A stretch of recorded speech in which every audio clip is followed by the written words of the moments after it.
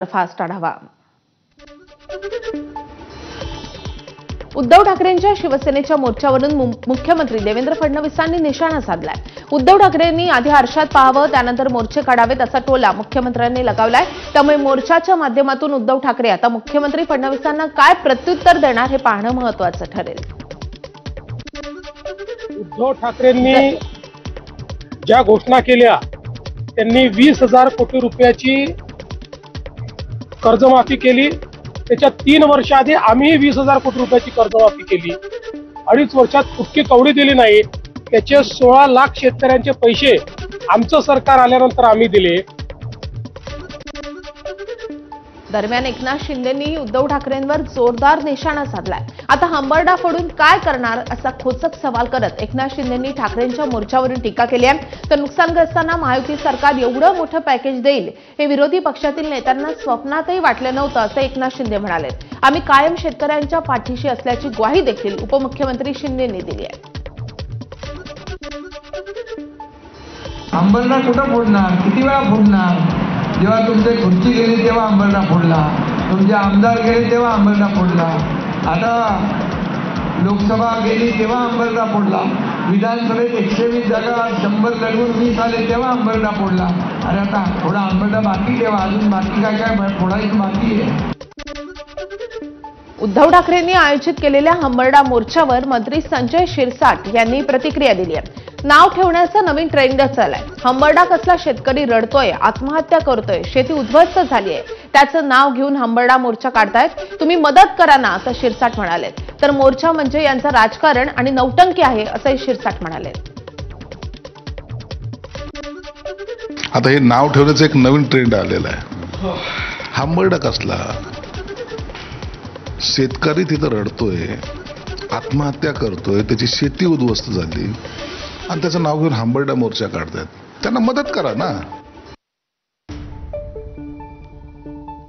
आता एक मोठी बातमी आहे. मनसे अध्यक्ष राज ठाकरे आणि मुख्यमंत्री देवेंद्र फडणवीस आज एकाच मंचावर दिसणार आहेत.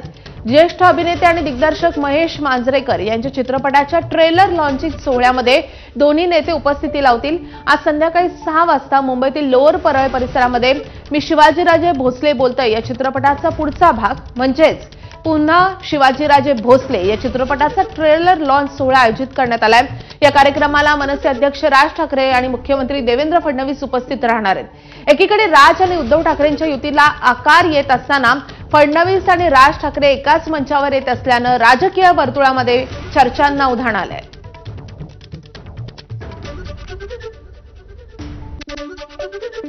ठाकरे बंधूंसह विरोधी पक्षातील नेत्यांबाबत उपमुख्यमंत्री एकनाथ शिंदेंनी महत्त्वाचं विधान केलंय. विरोधी पक्षामध्ये कोण कुणाशी मनोमिलन करत आहे याची चिंता करू नका, त्यांची सगळी गणितं समीकरणं आपल्याकडे आहेत असं ते म्हणाले. नाव न घेता शिंदेंनी ठाकरे बंधूंच्या युतीवरही बोट ठेवलंय. आपण महायुती म्हणून लोकसभा विधानसभा निवडणूक जिंकली, त्याचप्रमाणे महायुती म्हणूनच स्थानिक स्वराज्य संस्थांच्या निवडणुका देखील जिंकणार आहोत असा विश्वास शिंदेंनी व्यक्त केलाय.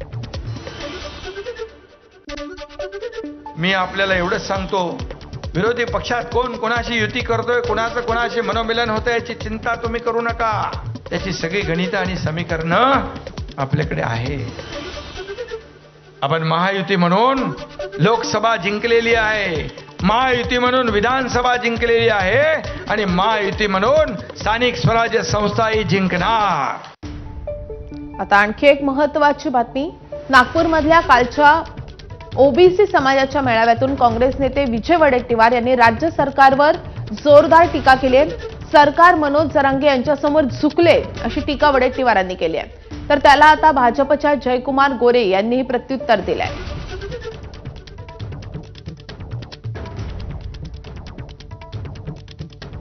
मराठा समाजासाठी काढलेल्या GR वरून वडेट्टीवारांनी निशाणा साधलाय आणि सरकार मनोज जरांगे पाटलांच्या समोर झुकलं अशी टीका वडेट्टीवारांनी केली आहे. पाप तुम्ही करणार आणि भोट आम्ही दुसऱ्याकडे कसं दाखवायचं, हा आहे तुम्ही दाखवा. जरांगेच्या पाठीमागे जरांगेच्या दबावात हे सरकार झुकलं आहे, कमरेपासून वाकलं आहे आणि त्यामुळे अशा प्रकारचा उद्ध्वस्त करणारा GR काढला आहे. माझं एक सांगणं आहे वडेट्टीवारांना आता पुतना मावशीचा प्रेम खेळण्यात काय मजा नाही आहे. भारतीय जनता पक्ष आदरणीय देवेंद्रजी सगळ्या समाजाच्या हक्काचं रक्षण करायला मजबूत आहेत. समाजात भांडण लावून जातीपातीत भांडण लावून राजकारण करणं मला वाटतं हे उचित नाही. त्यामुळे अशा पद्धतीचं राजकारण वडेट्टीवारांनी करू नये आणि अशा पद्धतीचं राजकारण अन्य कुठल्या पक्षांनी करू नये. आता सांगोल्यातून एक मोठी बातमी आहे. सोलापूर जिल्ह्यातल्या सांगोल्यामध्ये आज सर्वपक्षीय बंद पुकारण्यात आलाय. काल सांगोल्यामध्ये शेकापच्या अनेक पदाधिकाऱ्यांनी भाजपात पक्षप्रवेश केला. यावेळी निघालेल्या रॅलीच्या वेळी दिवंगत माजी आमदार गणपतराव देशमुख यांच्या घरावर दारूची बाटली फेकल्याचा आरोप करण्यात आलाय. या घटनेनंतर शेकापचे कार्यकर्ते गणपतराव देशमुखांच्या घराजवळ जमत त्यांनी संताप व्यक्त केलाय. घडलेली घटना संतापजनक असून या घटनेत जबाबदार असणाऱ्यांना सोडलं जाणार नाही अशी ग्वाही पालकमंत्री आणि भाजपचे नेते जयकुमार गोरे यांनी दिली आहे. तर आजचा बंद शांततेत पार पाडण्याचं आवाहन गणपतराव देशमुखांचे नातू आणि शेकापचे आमदार बाबासाहेब देशमुख यांनी केलं आहे.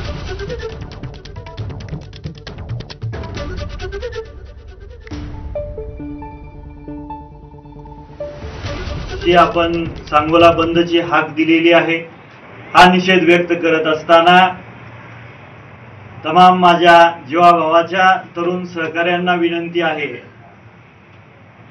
की कोणत्याही प्रकारचं चुकीचं कृत्य आपल्या हातून घडणार नाही याची सर्वांनी दक्षता घ्यावी. अशी घटना घडता कामा नये. आमच्यासाठी गणपतराव देशमुख आबांचं कुटुंब आमच्यासाठी कायम सन्माननीय आहे. त्यांच्या कुटुंब आमच्यासाठी कायम सन्माननीय असंच कुटुंब आहे आणि त्यांच्याच बाबतीत नाही कुणाच्याही बाबतीत असं करता कामा नये. कुठल्याही किमतीवर या गोष्टीचं समर्थन करता येणार नाही. पोलिसांनी असं कोण असेल त्याला शोधून काढावं आणि त्याच्यावर कडक कारवाई करावी. तुमचे आता जे नेते बाबासाहेब हे जिथे राहत होते त्या घरावर या घाण कृती करणाऱ्या लोकांनी बाटली फेक केली. त्या बाटली फेकणाऱ्या लोकांवर आमचा जाहीर निषेध आहे आणि इथून पुढे आम्ही सुद्धा तसं उत्तर त्यांना देणार आहे. आमच्या भाषेमध्ये दारूच्या बाटल्या बंगल्यावरती फेकलेल्या आहेत. ज्या बंगल्याला 50-55 वर्षे मंदिराचं स्वरूप आहे आणि आज पण ते मंदिरच आहे. त्या मंदिरामध्ये दारूच्या बाटल्या आणि दगडफेक केलेली आहे. तर अशा घाण कृत्य करणाऱ्या आणि निकृष्ट नीच वृत्तीच्या ज्या लोकांचा आम्ही जाहीर निषेध करतो. तुम्ही गुंडगिरी आणि दादागिरीची जर भाषा करत असाल तर तुमचे हातपाय मोडून गळ्यात अडकवायला सुद्धा शेतकरी कामगार पक्षाचा प्रत्येक कार्यकर्ता कमी करणार नाही. राज्यामध्ये एकूण सुमारे 65 लाख हेक्टरवरील शेतीचं नुकसान झालं असल्याचं पंचनाम्यातून समोर आलंय. जून 2025 ते ऑगस्ट 2025 या कालावधीमध्ये 26,059 लाख हेक्टर क्षेत्राचं तर सप्टेंबर 2025 या महिन्यामध्ये जवळपास 39 लाख हेक्टर क्षेत्राचं नुकसान झाल्याची माहिती आहे. शेतीशी निगडीत कर्जाच्या वसुलीस 1 वर्षासाठी स्थगिती देण्याचा निर्णय शासनानं घेतलाय. बाधित तालुक्यांना दुष्काळ सदृश परिस्थितीमध्ये लागू असणाऱ्या सवलतीही देण्यात येतील. दिवाळीच्या मुहूर्तावर उपमुख्यमंत्री एकनाथ शिंदे नंदनवन या त्यांच्या शासकीय निवासस्थानी प्रवेश करणार आहेत. गेल्या काही दिवसांपासून शिंदेंच्या शासकीय बंगल्याचं नूतनीकरणाचं काम सुरू होतं. त्यामुळे शिंदे उदय सामंतांच्या मुक्तागिरी बंगल्यामध्ये वास्तव्यास होते. दरम्यान आता नंदनवनच्या नूतनीकरणाचं काम पूर्ण झालंय. त्यामुळे दिवाळीमध्ये शिंदे आपल्या बंगल्यामध्ये राहायला जातील अशी माहिती सूत्रांनी दिली आहे. राज्यातील महिला खेळाडूंच्या सक्षमीकरणासाठी राज्य सरकारनं महत्त्वाचं पाऊल उचललंय. राज्यातील सर्व क्रीडा संकुलं, स्पोर्ट्स क्लब, जिमखाने त्यासोबतच स्टेडियम तसंच स्थानिक क्रीडांगणांवर महिलांसाठी स्वतंत्र आणि सुसज्ज असे चेंजिंग रूमची सुविधा उपलब्ध करून देण्यात येईल. राज्यातील महिला खेळाडूंसाठी अत्यंत महत्त्वाचा आणि ऐतिहासिक निर्णय घेत असल्याची माहिती क्रीडा मंत्री माणिकराव कोकाटे यांनी प्रसिद्धी पत्रकाद्वारे दिली आहे. मास्टर ब्लास्टर सचिन तेंडुलकरनं काही दिवसांपूर्वी महिलांना क्रीडांगणावर चेंजिंग रूमची सुविधा उपलब्ध करून दिली पाहिजे असं आवाहन केलेलं होतं. बदलापूर लैंगिक अत्याचाराच्या घटनेनंतर दाखल करण्यात आलेल्या सुमोटो याचिकेप्रकरणी अनुपालन अहवाल उच्च न्यायालयामध्ये सादर करण्यात आलाय. विद्यार्थ्यांच्या सुरक्षेसंदर्भातील अहवाल उच्च न्यायालयामध्ये सादर झालाय. राज्यातील 1,08,000 शाळांपैकी 88,000 शाळांनी विद्यार्थ्यांच्या सुरक्षेसंदर्भातील अनुपालन अहवाल सादर केल्याची माहिती राज्य सरकारनं उच्च न्यायालयामध्ये दिलेली आहे.